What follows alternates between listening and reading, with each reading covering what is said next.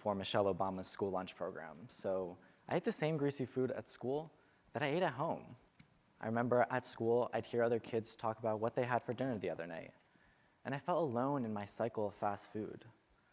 But little did I know that 1 in 6 children, that's 13 million children in America, eat a similar diet. Not only did my poor diet lead to weight gain, but the constant stress made my eating habits even worse.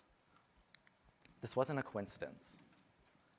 The National Institute of Health reports that stress impacts food intake, specifically noting an increased consumption of empty calorie foods, such as fast food and snacks. Childhood obesity can also contribute to lifelong anxiety, depression, and problems with self-esteem.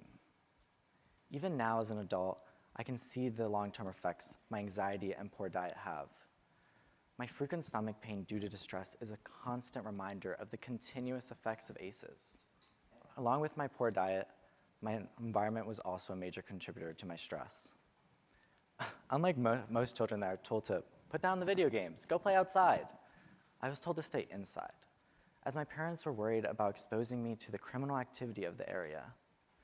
But as a curious kid, I'd spend most days peering out my window, trying to make sense of the conversations and laughter I heard from the streets. It was a different story at night.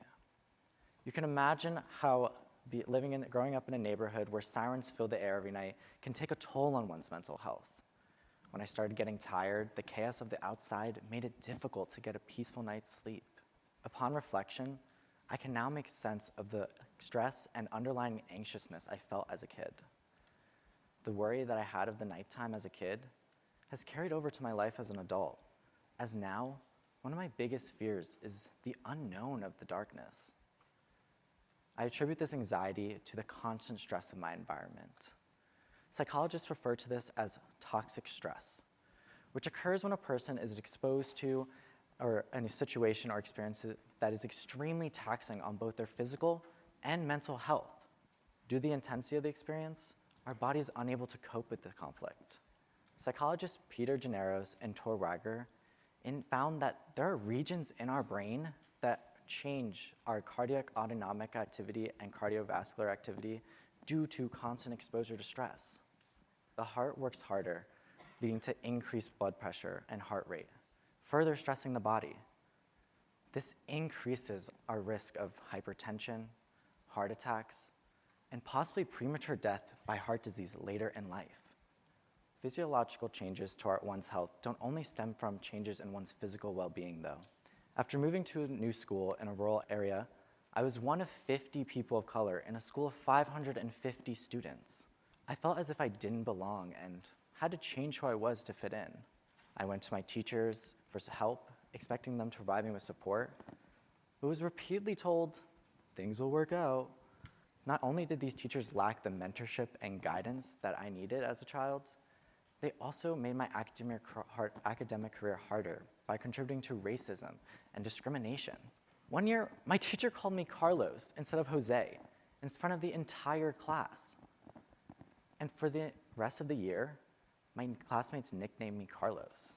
This came at a pivotal age in my life as I was forming my identity, as I was in the midst of the identity versus role confusion crisis in Erik Erikson's stages of development.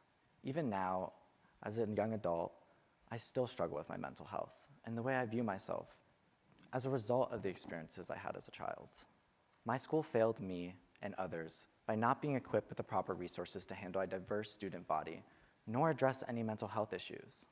Students need someone that will push them to keep trying, that will support them. Now, as a young adult, I'm able to be that person through Jumpstart, an organization at Tufts. Jumpstart is a nonprofit organization that helps lessen the education gap formed in preschool between low-income children and wealthier children as they move on to kindergarten. I spent 2 days a week going into preschools in underserved communities to be a mentor and friendly face to a class full of kids. At Jumpstart, we saw the effects of ACEs in full swing, and our mission was to intervene before ACEs further affected the lives of these children. We recognize and embrace their lives at home in order to help them move forward developmentally at school. I began to work with and form a relationship with a 6-year-old, Drew, who was developmentally and socially behind his peers due to the lack of stability and resources in his home life. He swung between periods of affection and aggression, and also struggled to write his name. Through my experience through Jumpstart, I learned and saw firsthand the flaws in the education system and the developmental needs of children that are struggling with toxic stress, as well as how we can aid them. Students need mentors within the school system that go beyond just teachers. Everyday citizens like you and me can volunteer to be mentors for these kids.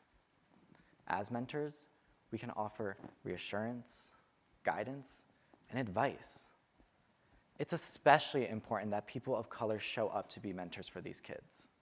In fact, Danielle Atkins, a professor in health management, found that having someone of the same cultural background increases education expectations and school connectiveness, which leads to greater success in school.